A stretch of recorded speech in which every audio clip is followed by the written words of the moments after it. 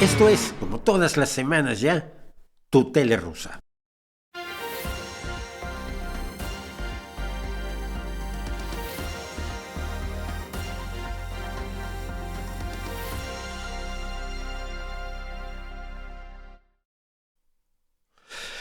Tu tele rusa es una cortesía de, y es que siempre debo de decirlo porque si no sería muy mal, es una cortesía de Julia Davis, reportera de The Daily Beast, que se encarga de hacer el Russian Media Monitor, el monitor de medios rusos, que tiene su canal con ese nombre, Russian Media Monitor, aquí en YouTube, y que tiene además su Twitter al respecto. Luego en YouTube se la cierran porque creen que está haciendo desinformación rusa. Tiene que poner unos letreros complicadísimos al principio diciendo: estoy demostrando lo bestias que son estos, no estoy difundiendo las barbaridades de la televisión rusa y demás. Pero antes de entrar a los asuntos de la tele rusa de hoy, fíjense en esto.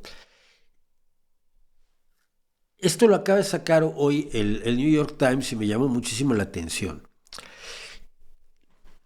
Cómo es la historia, y es larguísima, ojalá se las pudiera contar toda, pero no me da tiempo, de cómo la televisión estatal rusa, a través de su organización clave, su organización que es la que lleva todo, la VGTRK, la compañía estatal de radio y televisión de todas las Rusias, VGTRK, utiliza los medios occidentales, sobre todo los de ultraderecha, y ahí vemos a uno de los personajes fundamentales del neonazismo estadounidense, que es Tucker Carlson, es el que tiene cara de bobo. El pobre no es ninguna ofensa, es una descripción. Haga lo que haga, Tucker Carlson tiene cara de la vaca cuando va a venir el tren en la noche. Está en la vía del tren y ve la lucecita y dice: ese es Tucker Carlson. Pero han utilizado los medios, pero sobre todo los medios de la ultraderecha, para crear una realidad, por lo menos durante varios meses, en los cuales Rusia estaba ganando la guerra. Y lo reconocían todos los malvados occidentales, sobre todo los malvadísimos Estados Unidos. Y esto se supo gracias a que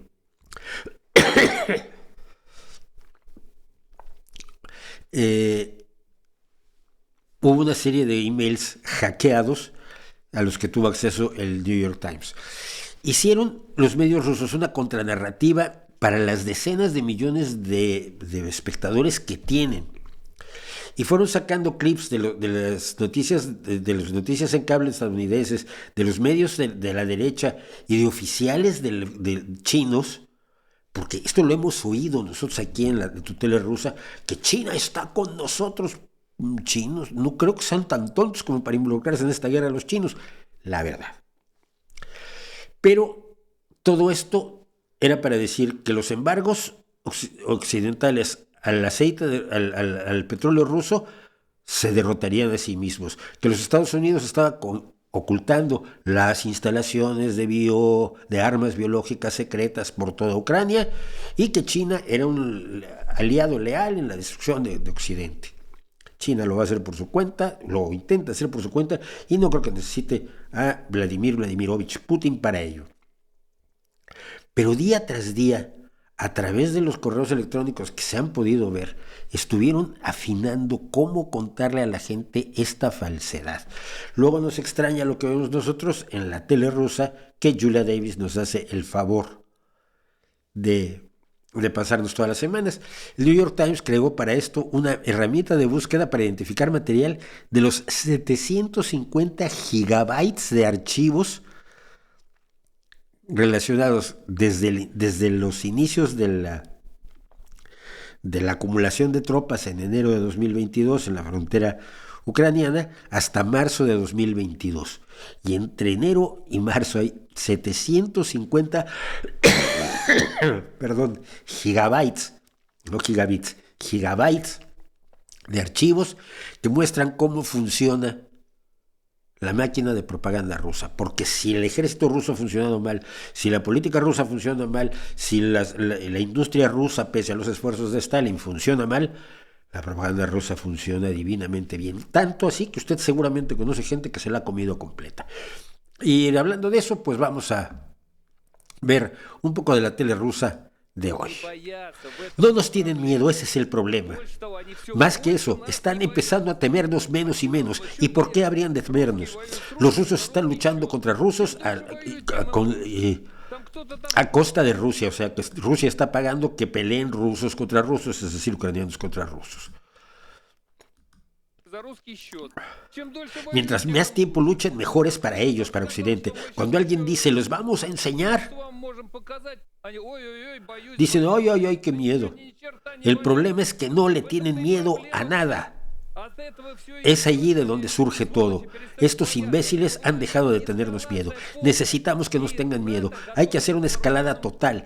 La OTAN se está preparando para una confrontación armada con nosotros, es obvio. Y si cerramos los ojos a eso, sería como volver a creer que podemos tomar Ucrania en 2 días.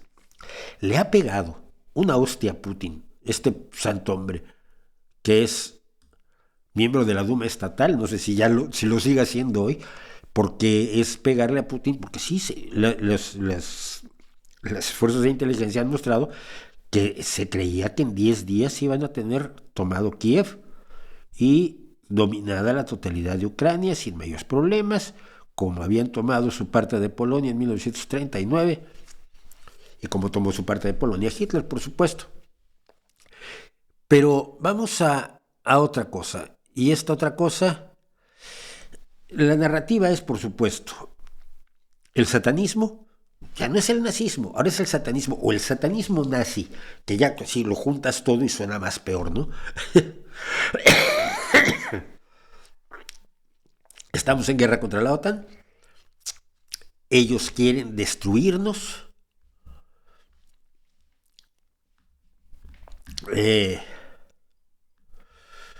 ¿y cuál es el otro? Espera que lo tengo aquí.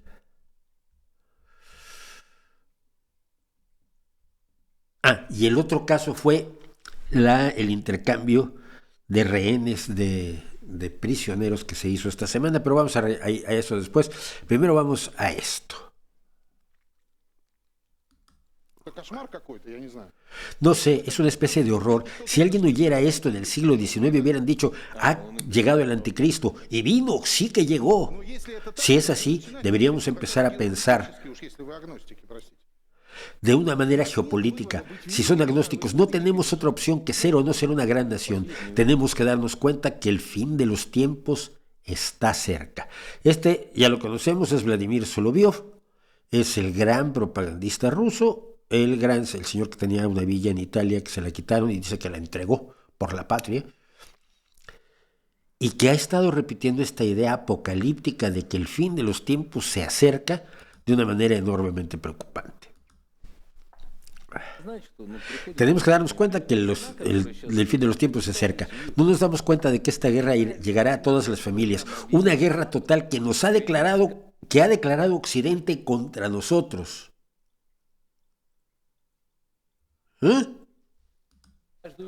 Llegará a todas las familias de una u otra forma. Ya está ocurriendo.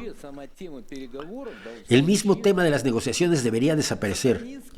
Y entonces se explica. Específicamente hay un régimen nazi satánico contra el cual debemos librar una confrontación seria y con toda la fuerza. Cuando se está diciendo que no estamos buscando cambiar el régimen allá en Ucrania, ¿qué quieren decir? ¿Cómo que no es nuestro objetivo? Si esa fuerza satánica está tomando el poder, ¿cómo íbamos a no cambiarlos? Este asunto debe resolverse. Este es un intento de impedirnos ser una gran nación. Tienen la meta de destruirnos, pero nunca formulamos la meta de destruirlos. Si ustedes han visto la tele rusa, aquí, su tele rusa, saben que sí, la destrucción de Occidente no solo la han planteado los tertulianos de la tele, la ha planteado Putin precisamente en el discurso en el que se anexó Donetsk, Lugansk, Zaporizhia, no me acuerdo cuál es el otro. Pero me encanta esto. Nosotros nunca formulamos la meta de destruirlos, o al menos influir en ellos de alguna manera. No fue accidental que durante una conferencia de prensa, o más bien, durante una conversación con el anteriormente famoso David Letterman, Zelensky pidiera que nuestro presidente fuera liquidado. Directamente pidió que lo mataran. Y un general francés pidió que se bombardeara el desfile del 9 de mayo. Pues faltan unos meses.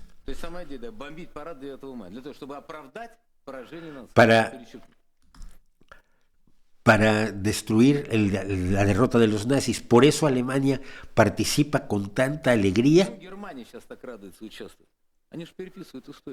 por reescribir la historia. La idea es, los alemanes no están molestos porque les hayan dejado sin gas, por ejemplo.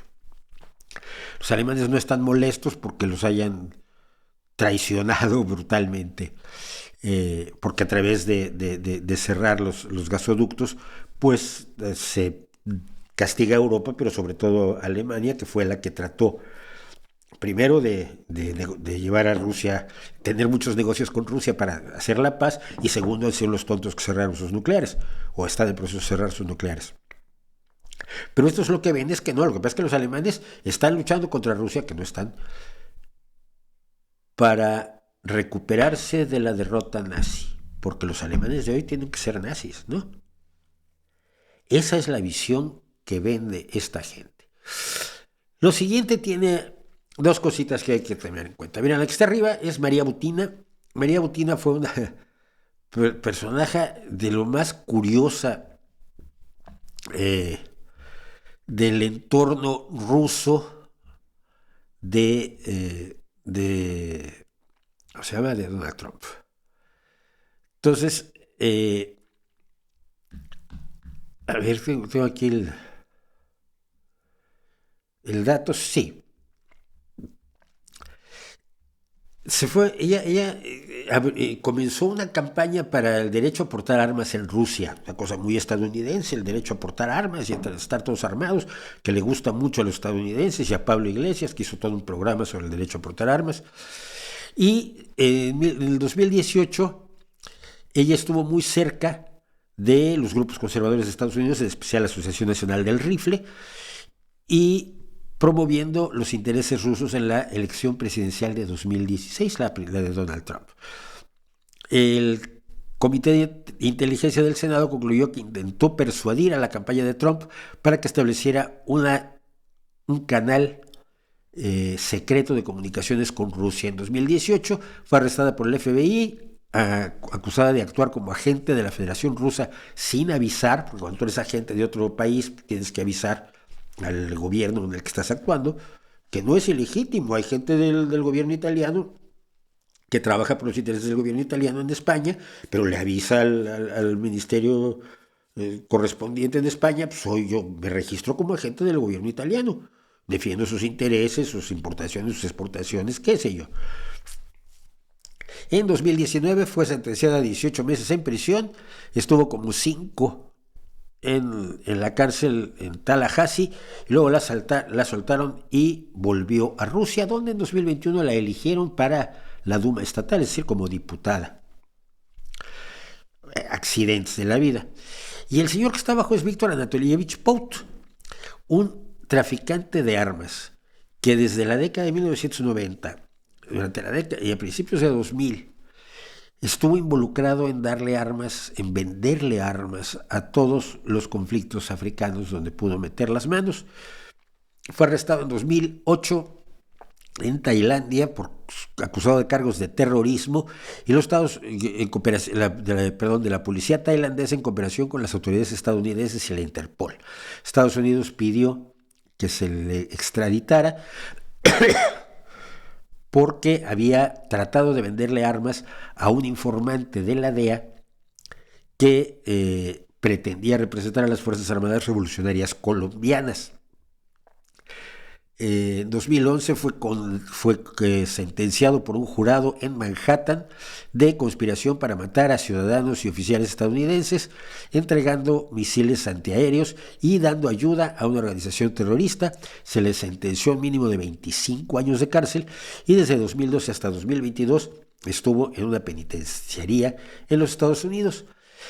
Pero a raíz de la detención de la basquetbolista estadounidense Britney Greer, me parece que es, fíjate, no me sé ni el nombre, que fue detenida acusada de tráfico de drogas porque traía un vapor, un vaporizador con una cantidad minúscula de CBD, de aceite de cannabis. Entonces fue acusada de tráfico de drogas, se le sentenció a 19 años de cárcel, una barbaridad. Ella iba a jugar baloncesto y lo que se encontró fue en la cárcel. Y fue intercambiada por Victor Bout. Es bastante extraño esto, porque hay otros personajes mucho más importantes en los supuestos o reales espías estadounidenses, para el caso da igual, que están presos en Rusia y que podían haber sido intercambiados por Bout, pero al parecer el gobierno ruso se negó a soltar, sobre todo a uno, a Whelan, y entonces pues, intercambió a este multiasesino conocido como el mercader de la muerte, Victor Bout, lo intercambió por Britney Greer, por la baloncestista. ¿A qué conclusiones llega la televisión? Vamos a ir primero a eso con nuestra buena amiga Margarita Simunian y luego a un trocito de la entrevista que María Butina, de pronto convertida en entrevistadora, le hace a Victor Bout. Primero que nada, felicito a Bout y a su familia. He estado muchos años en contacto con su familia y con él en lo personal en la medida de lo posible. Nos comunicamos en la medida en que pudimos hacerlo. Por supuesto, es una gran alegría y alivio para todos nosotros. No puedo imaginar lo que esto significa para su familia. Solo... y aquí es cuando se habla, cuando se habla de Whelan, del espía estadounidense que está en la cárcel y que hubiera sido el lógico intercambiado, salvo porque Rusia no quiso, por Victor Bout. Esta es la visión que tienen y me encanta. Este espía tiene tres problemas. Su primer problema es que es blanco. Su segundo problema es que es hombre. Y su tercer problema es que es heterosexual. Esto no es algo que pueda perdonarse hoy, es simplemente una catástrofe. Así que Greer le gana en todos los aspectos. Se dio a los votantes estadounidenses una elección. Lo que está diciendo Margarita Simunian es que se les preguntó a los electores estadounidenses, oye, ¿a quiénes quieres que suelten? ¿A la basquetbolista o al espía? Y los votantes estadounidenses eligieron a un héroe que sufrió sirviendo a su patria. Ahora el espía estadounidense es un héroe cubierto de medallas que sufrió durante su servicio a su patria, a los Estados Unidos, o una lesbiana negra drogadicta que sufrió por vaporizar hashish. Presentarlo así, toda propaganda tiene un grano de verdad y la buena propaganda es aquella que puede tomar ese grano de verdad y retorcerlo hasta ser una mentira absoluta sin perder el grano de verdad. Aquí tenemos a María y a Víctor. Hoy tengo la oportunidad de entrevistar a Víctor Anatolievich Bout, un hombre que ha estado durante mucho tiempo en una prisión estadounidense sin ningún juicio o investigación, falso. Fue encarcelado solamente porque es ruso. Para mostrarnos lo horriblemente que sufría en las infernales cárceles estadounidenses Victor Bout, María le pregunta qué le daban de comer, porque ella se acuerda que los 9 meses que pasó fue aquello espantoso. Y entonces dice, es el menú estándar de la Oficina Federal de Prisiones. No cambia. Imagínate, durante los 12 años que estuve allí, todos los miércoles era una hamburguesa con patatas fritas demasiado cocinadas, demasiado hechas. Y todo jueves es pollo, como patas de Bush. Son tan gigantescas que no es ni siquiera posible. Marina, imagínate no probar el ajo durante 10 años.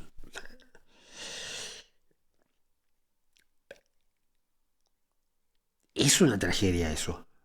Digo, puede ser triste, pero al final ahora él es, por cierto, él ahora que regresó acaba de entrar a un partido de ultraderecha en Rusia. Qué raro. Pero dice, todo está claro ahora, lo que está ocurriendo en Occidente es el suicidio de la civilización. Lo más aterrador, especialmente en los últimos años, mira lo que le hicieron a quienes participaron en el supuesto alzamiento armado del 6 de enero. ¿Qué ocurrió allí? Ya han apresado a casi 1.200, 1.300 personas. Los están reteniendo sin tener nada contra ellos. ¿Y por qué? No mataron a nadie. Simplemente golpearon a algunos, ni siquiera comenzaron un fuego. Y sabes, ahora hay racismo inverso en los Estados Unidos. Es muy difícil ser una persona blanca normal. Si él cree que una persona blanca normal es un traficante de armas, pues sí, debe ser difícil. Es, otra vez, un grano de verdad. Los movimientos de minorías sexuales han sido fuertes e inciden en las realidades que vivimos. Pero no son a esos, no es a esos niveles. Esos son los niveles a los que clama la ultraderecha, que están funcionando las cosas para generar el ambiente opresivo y de terror que les permite precisamente llamar a sus huestes a la acción. Que haya gente que se moleste porque se les reconozcan derechos a los homosexuales, pues lástima. Pero a nadie lo están obligando. Y lo que está diciendo, lo que ha dicho Margarita Simondiano en muchas ocasiones, es que a la gente la obligan a ser gay. Yo quiero ver cómo hacen eso. ¿Por qué es tan difícil convertir en homosexual o heterosexual como hacer lo inverso? Por eso las terapias de conversión son delictivas.